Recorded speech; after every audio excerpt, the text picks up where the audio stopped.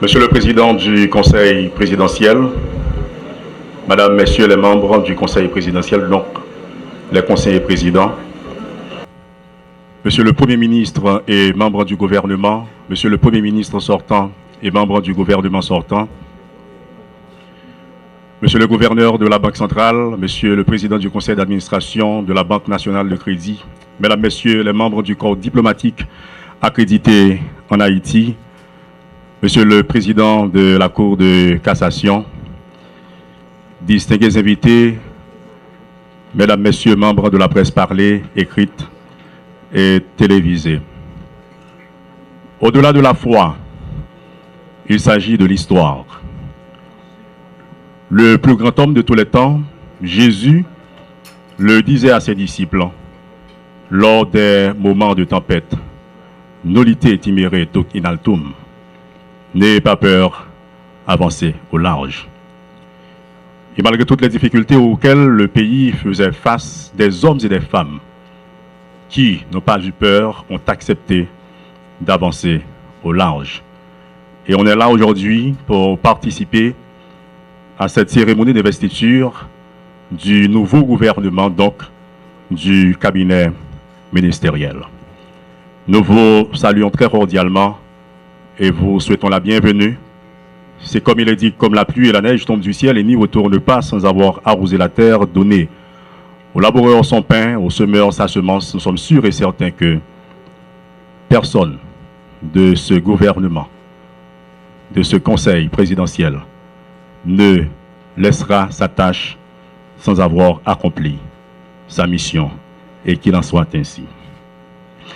Et rapidement, qu'il m'est permis de vous donner lecture de l'arrêté nommant le cabinet ministériel.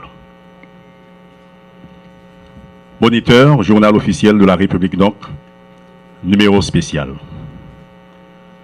Liberté, égalité, fraternité, République d'Haïti. Arrêté nommant les membres du cabinet ministériel, le docteur Gary Conille, Premier ministre.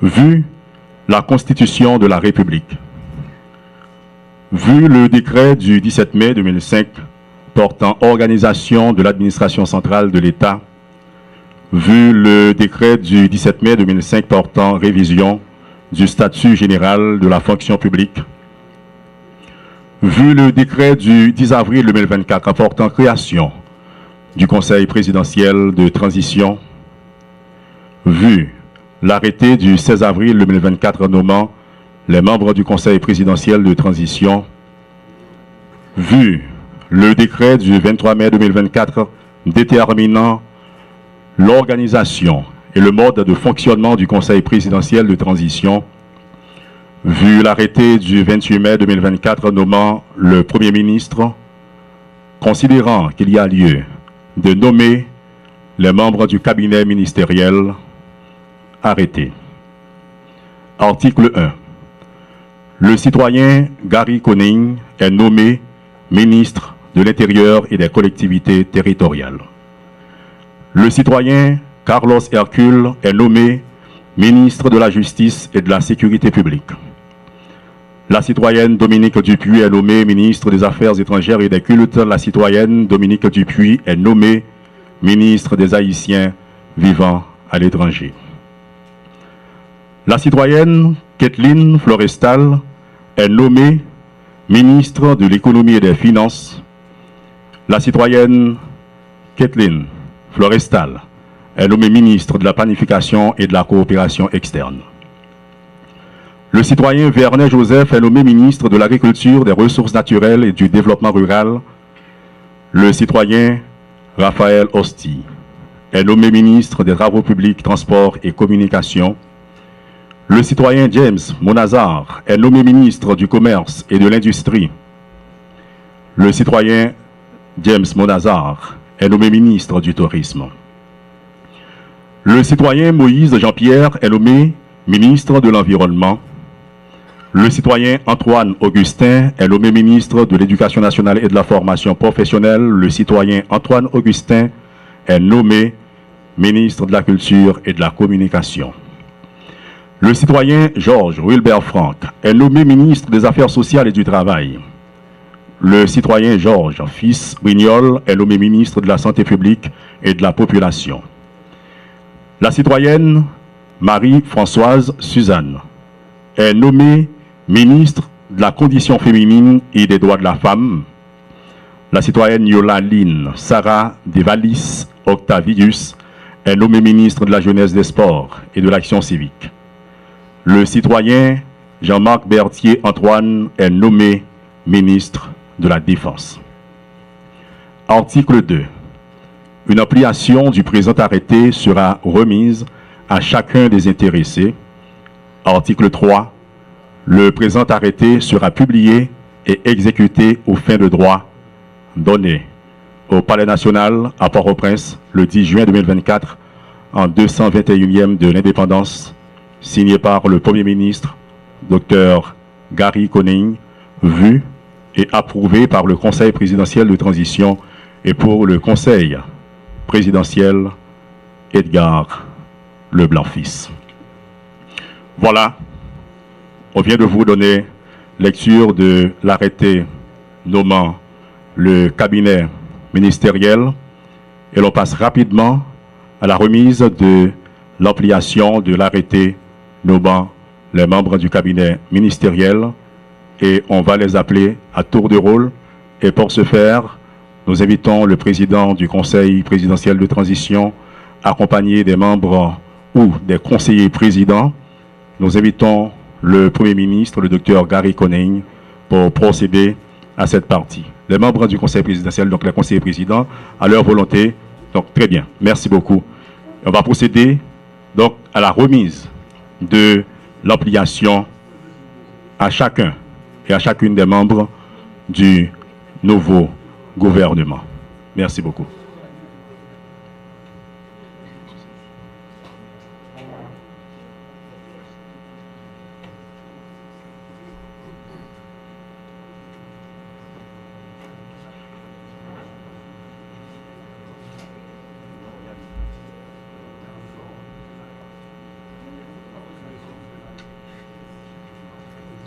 Comme annoncé, nous invitons le citoyen Gary Conille à se présenter pour recevoir l'ampliation de l'arrêté le nommant ministre de l'Intérieur et des collectivités territoriales.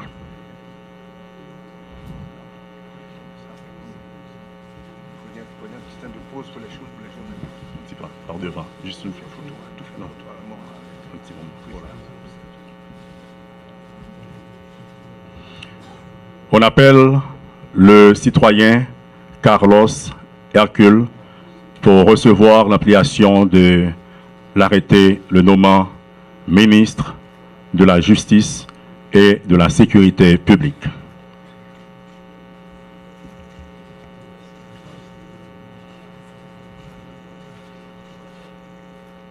On appelle la citoyenne Dominique Dupuis. On l'invite à se présenter pour recevoir l'ampliation de l'arrêté la nommant ministre des Affaires étrangères et des cultes.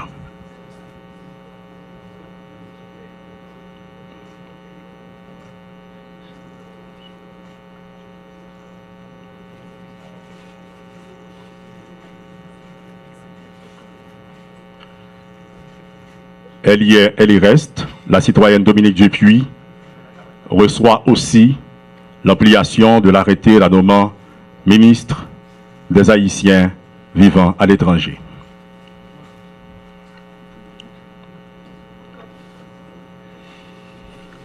On appelle la citoyenne Kathleen Florestal pour recevoir l'ampliation de l'arrêté la nommant ministre de l'économie et des finances. Étant absente, nous passons à la citoyenne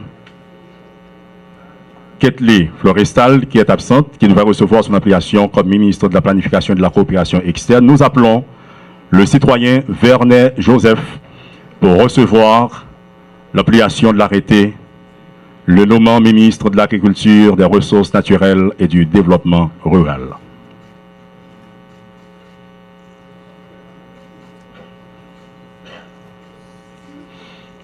Nous appelons le citoyen Raphaël Osti pour recevoir l'application de l'arrêté le nommant ministre des Travaux publics, Transports et Communications.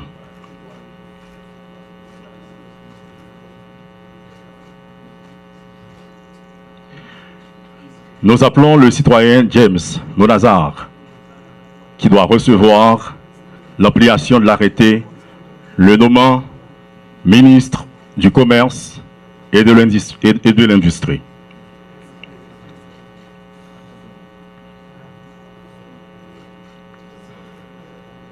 Comme annoncé,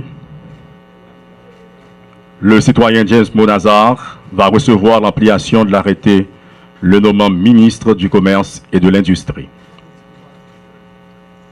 Encore, le citoyen James Monazar reçoit son l'application de l'arrêté le nommant ministre du Tourisme.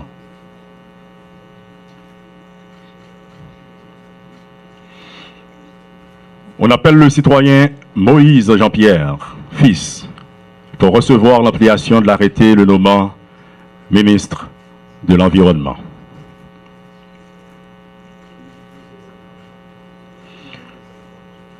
On appelle le citoyen Antoine Augustin pour recevoir l'application de l'arrêté le nommant ministre de l'Éducation nationale et de la formation professionnelle.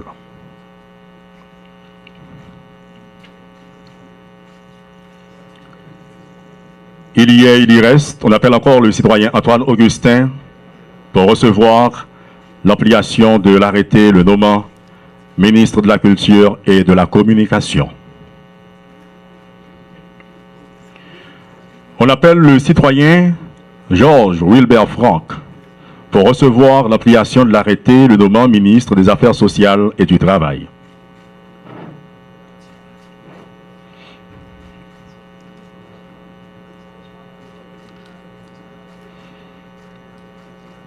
On appelle le citoyen Georges Fils Brignol pour recevoir l'application le nommant ministre de la Santé publique et de la Population.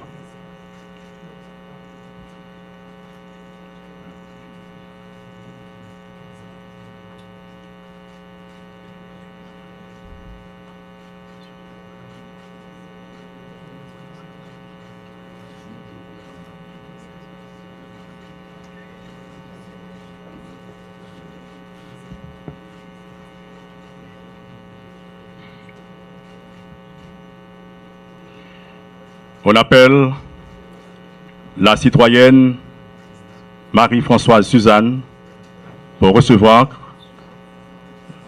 l'application de l'arrêté la nommant ministre de la Condition féminine et des droits de la femme, la citoyenne Marie-Françoise Suzanne.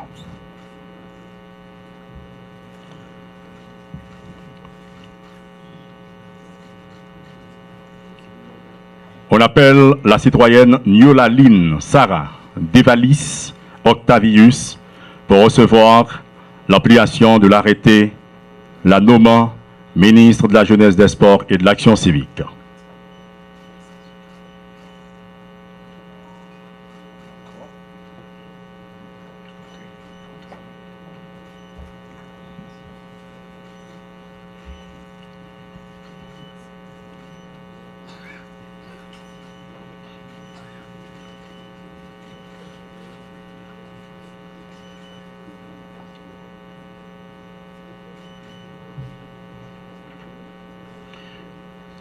Et finalement, on appelle le citoyen Jean-Marc Berthier Antoine pour recevoir l'application de l'arrêté le nommant ministre de la Défense.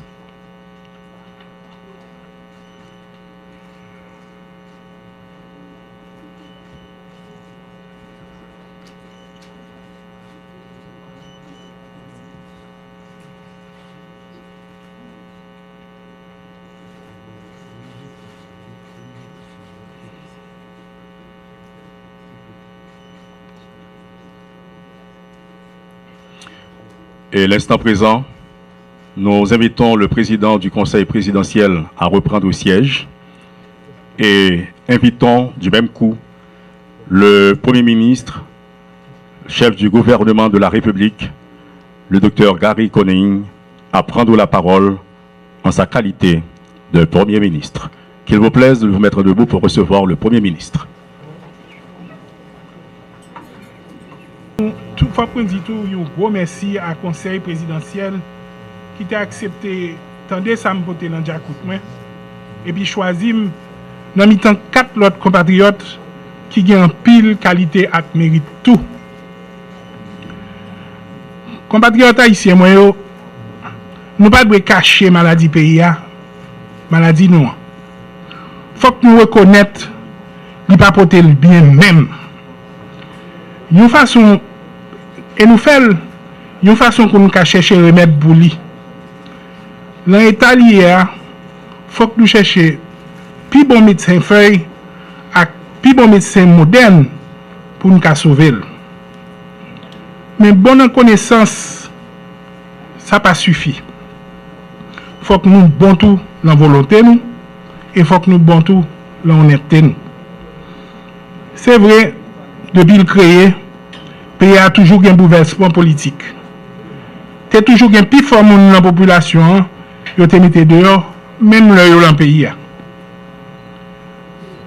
Le groupe monde qui plus a souffri, généralement, c'est les paysans. Toujours un problème social. Mais je ne dis pas, après plus passé 200 ans, la société noire gagne net. Moun pa vivre dans la paix. Moun pa ka circuler libre. Si moun pa ka à l'école, machan pa ka vendre produit pour prendre soin famille. Bandi a marché touyer moun l'œil vle, jan vle. Ça fait moun pas ka vivre dans le pays. Seul l'espoir jeune c'est quitter le pays pour partir. Même le qu'on est l'autre bord pas douce, pays étranger pas paradis, yo dit y a qu'à jeune travail et puis vivre tranquille, qu'on sa petite yo a bien plus de chance pour monter dans l'échelle sociale là. Moins comprendre et moins entendre. C'est pour ça moi là avec nous aujourd'hui. Mes chers compatriotes, aujourd'hui c'est avec une profonde humilité et une grande responsabilité que je me tiens devant vous en tant que le nouveau Premier ministre de la République d'Haïti. En ce moment crucial de notre histoire de peuple, alors que nous traversons une crise sanitaire, humanitaire et de gouvernance sans précédent, je ressens le poids de la tâche. En cette heure solennelle d'intenses émotions et de dépassement, je tiens à saluer le sens hautement patriotique du Conseil présidentiel. Ils ont transcendé les clivages et les sensibilités politiques, ainsi que les intérêts partisans, pour m'accorder leur confiance sur des questions vitales qui tiennent à cœur la nation souffrante et impatiente. Je tiens aussi à remercier le Premier ministre sortant, M. Patrick Boisvert. Traversant avec un courage exceptionnel l'épouvante solitude de la primature, il a dominé le jeu politicien et la rumeur des fractions pour poser son empreinte. Celle d'un homme d'État serein et sensible, vaut au service d'autrui et à la République. C'est avec le sentiment du devoir magistralement accompli au bénéfice des populations haïtiennes qu'il rentre aujourd'hui sur la tente pour un repos bien mérité. Mes chers compatriotes, Haïti est confronté à des défis majeurs. Les violences et l'insécurité paralysent notre quotidien.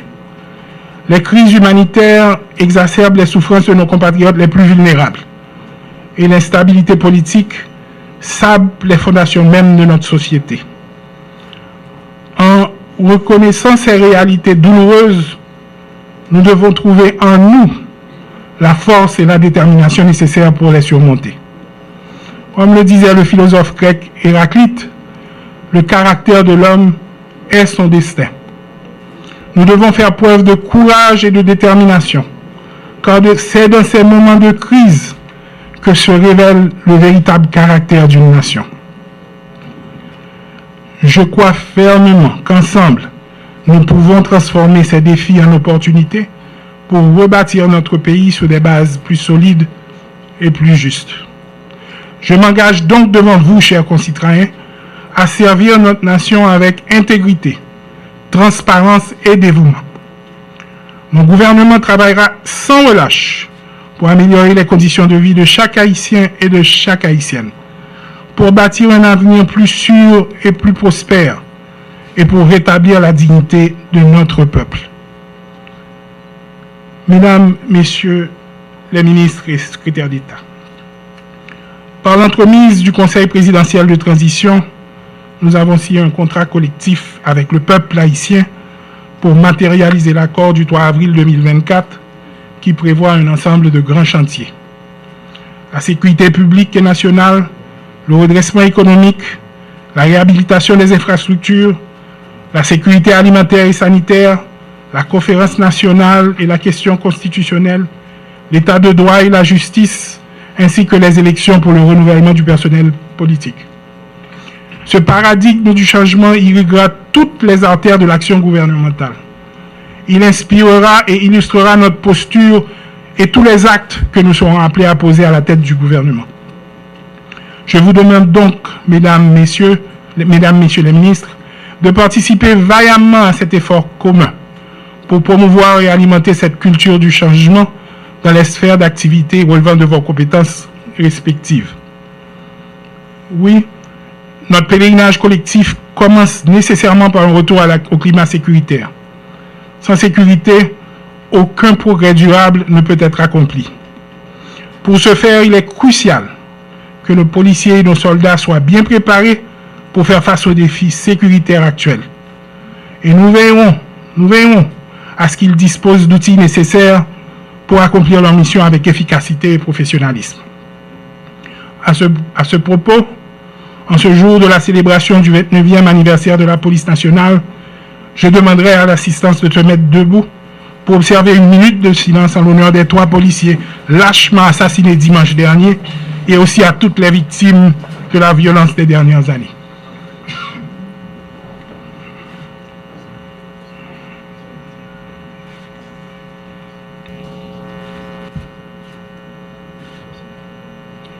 Je vous remercie. Je disais donc la sécurité d'abord. Mais nos ambitions ne peuvent s'arrêter là. Pour assurer la pérennité de nos démarches en vue de sécuriser notre nation, nos institutions étatiques doivent être assainies et renforcées. Nous entreprenons donc les réformes transitionnelles nécessaires pour garantir leur efficacité et leur intégrité. La lutte contre la corruption sera une priorité absolue de mon gouvernement. Nous devons rétablir la confiance du peuple haïtien dans ses dirigeants et ses institutions.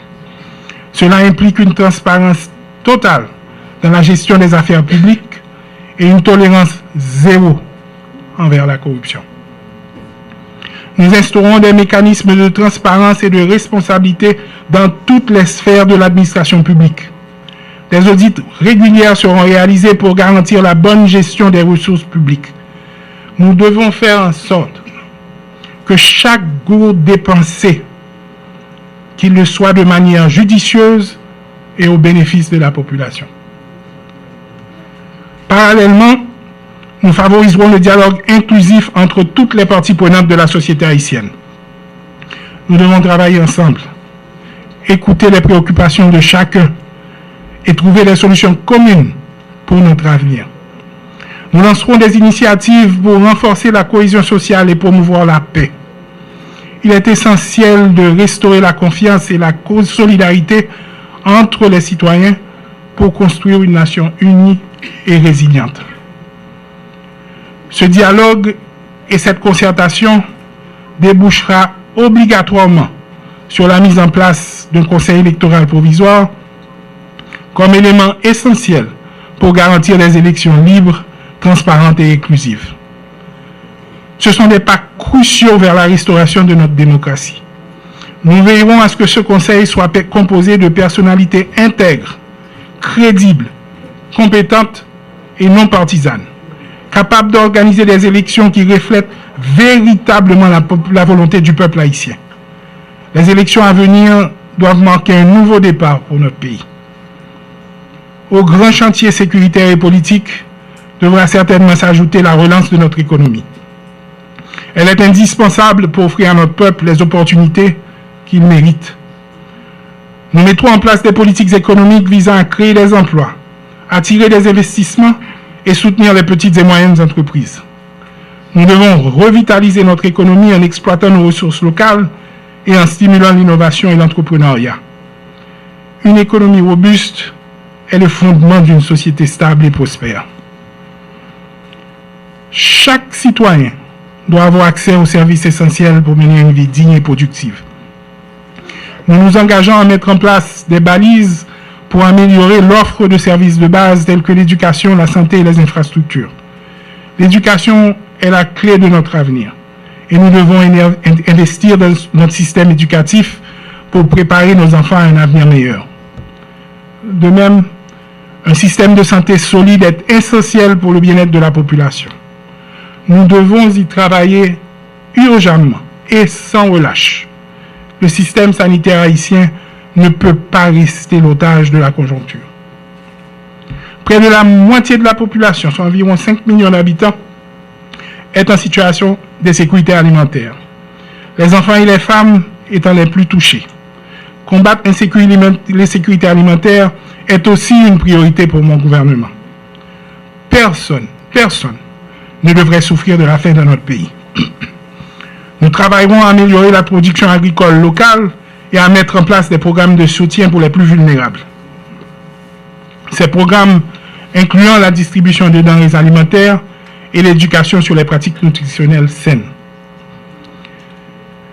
Distingués invités, les attentes de la population sont énormes et elle ne peut plus attendre. Le gouvernement doit immédiatement passer à l'action dans la poursuite accélérée des objectifs identifiés et ciblés. Chacun de nous mesure déjà la haute portée patriotique de la mission à lui confier et l'ampleur de la besoin à abattre.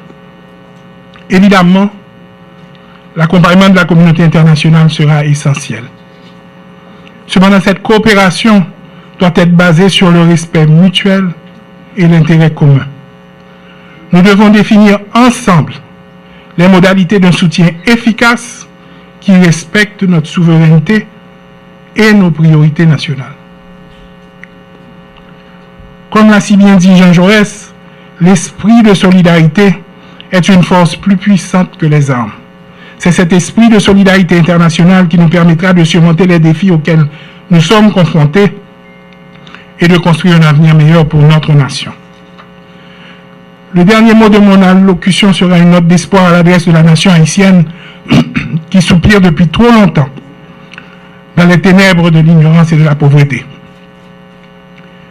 N'a pas des peuples haïtiens pour ne pas perdre la foi dans l'avenir. Parce que les pifets noirs, c'est jour pour l'ouvrir. Pour soleil la vie, temps et bada.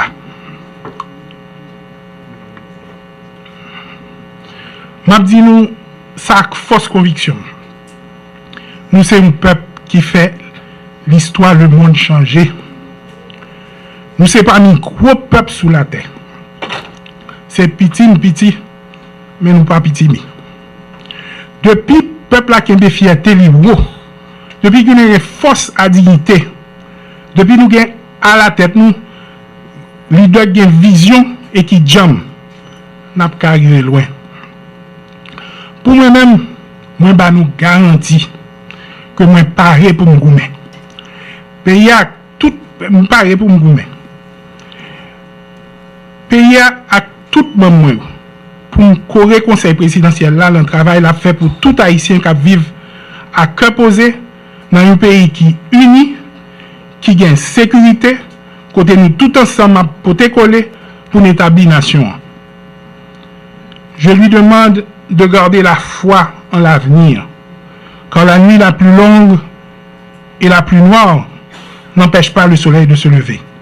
Je lui redis avec force et conviction, pour l'avoir vu partout à travers le monde, d'avoir un grand territoire ou une grande population, ce qu'il faut pour être un grand peuple, c'est la grande conviction et le grand engagement. Il suffit à notre peuple d'être habilité par les valeurs qui doit être conduit par un chef avisé et dynamique qui sache lui poser de grandes ambitions. Pour ma part, je veux lui garantir de ma ferme détermination et de ma totale disponibilité à m'acquitter de ma tâche pour son plus grand bien et d'appuyer sans faille le Conseil présidentiel de transition dans sa quête de bien-être collectif et dans sa grandiose entreprise de fondation nationale.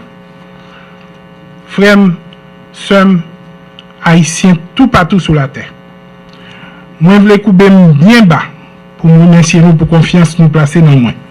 Dans un moment difficile ça, côté l'espoir, te voulais faire. Nous avons une mission pour changer ça avec le peuple là. Famille, jeunesse là, diaspora, tout haïtien à la one bade, tout côté sur la terre. Nous allons faire ça nous capable pour nous faire lumière, venir pour nous faire l'espoir bourgeonner. Moi je voulais prêter parole pour être René Philoctète, qui t'a expliqué toute raison qui fait l'y attacher à Haïti, pour m'ajouter que c'est parce que l'esprit l'amour et il fait quoi que pas rien qui est impossible, le nous mettre tête nous ensemble. Merci beaucoup.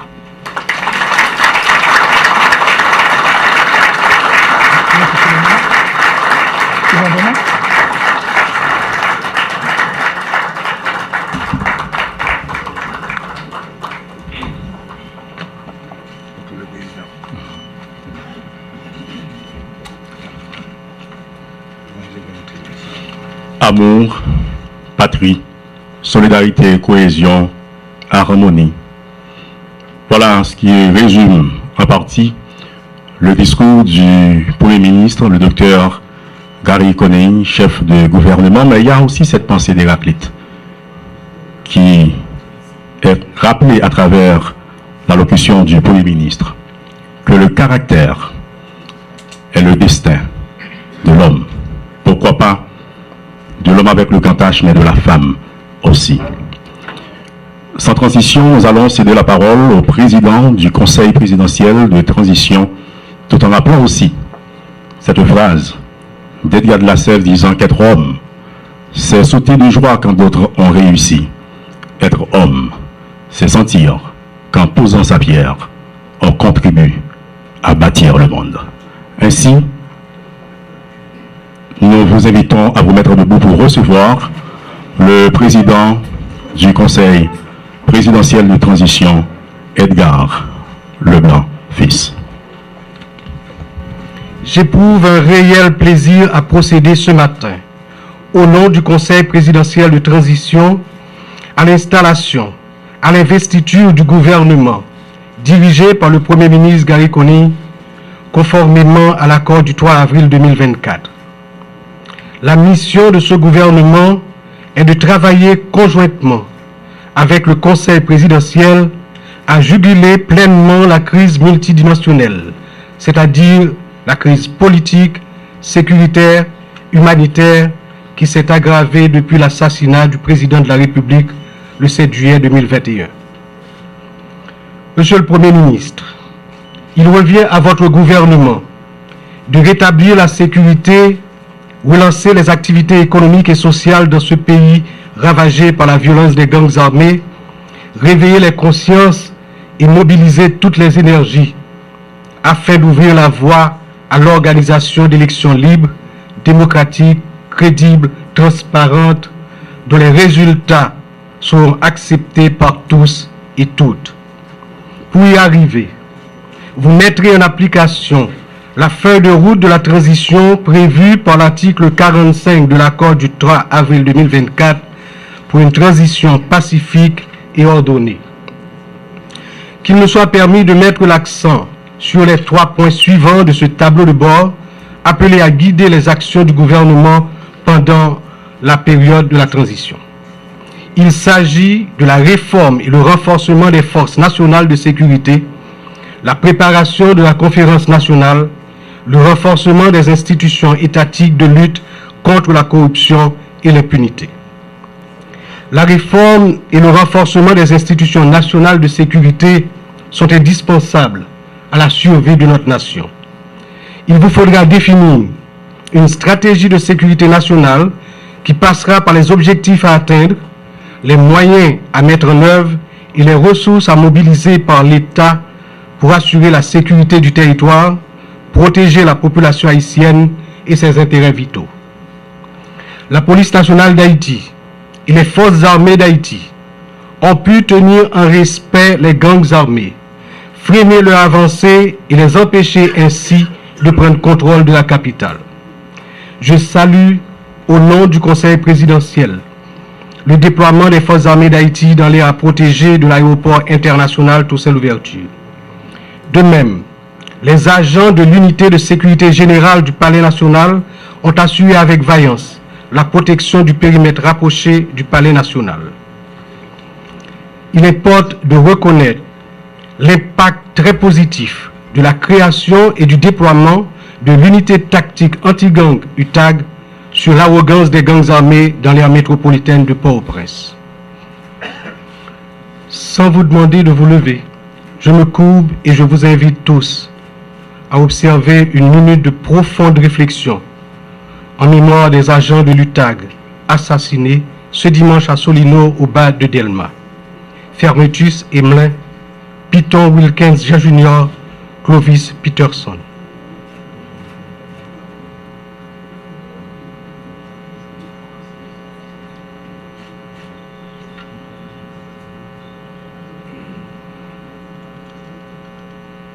Merci. Les résultats concrets obtenus par les forces de sécurité nationale, engagées de manière déterminée contre l'emprise des gangs armés sur la population, en dépit de la faiblesse des moyens dont elles disposent, sont aussi liés aux manifestations de solidarité, de soutien de partenaires amis de la communauté internationale envers qui le Conseil présidentiel de transition, par mon organe, témoigne ici sa reconnaissance. Monsieur le Premier ministre, la tenue de la conférence nationale sera l'occasion pour les forces vives de la nation d'analyser les racines historiques de la crise haïtienne, les défis socio-économiques auxquels la nation est confrontée, la méfiance qui la divise et la possibilité d'arriver à un compromis sur un pacte à long terme de gouvernabilité. Quant au renforcement des institutions étatiques de lutte contre la corruption et l'impunité, ces fléaux qui exacerbent les inégalités sociales et réduisent les opportunités d'emploi dans le pays, il devra être mené avec courage et détermination de manière à garantir aux générations futures que demain sera un autre pays.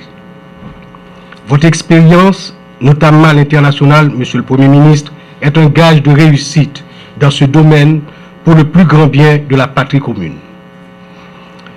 Mesdames, Messieurs les ministres, le Conseil présidentiel de transition et le gouvernement ont une mission délicate et historique à accomplir. Nous devons réussir pour faire renaître l'espoir en l'avenir du pays. Nous devons nous mettre à la hauteur de cette difficile tâche pour combler les attentes d'une population qui a tant souffert dans sa chair, dans ses biens, dans son esprit et dans sa dignité. La population attend des résultats tangibles et elle nous demandera des comptes. Je salue et je remercie l'ancien Premier ministre Boisvert et les membres du gouvernement sortant pour leur collaboration durant la période intérimaire. Monsieur le Premier ministre Koning, Mesdames, Messieurs les ministres, en acceptant d'être membre du gouvernement de transition, vous avez mesuré la portée des engagements pris et les conséquences qui en découlent. Vous êtes donc liés aux obligations de résultat du moment. Sachez que vous êtes régis par le principe de solidarité gouvernementale. Ainsi, la cohésion, la transparence, votre capacité de travailler en équipe guideront-elles vos actions et vous permettront d'atteindre les objectifs fixés dans la feuille de route. Mettez-vous au travail. Mettons-nous au travail. On travaille ensemble. en mettre main pour avancer la tête ensemble. Cultivez chaque jour dans votre travail le sens du devoir patriotique, le service public, afin d'adresser tous les défis qui vous attendent. Bon travail et du succès à vous, Monsieur le Premier ministre, et à toute l'équipe gouvernementale. Merci en pile.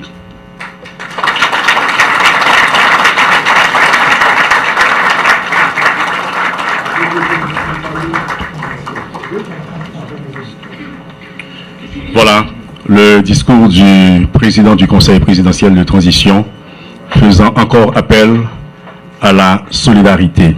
Mettons-nous au travail, a dit le président du Conseil présidentiel de transition au nouveau gouvernement, notamment au chef du gouvernement, le docteur Gary Coney.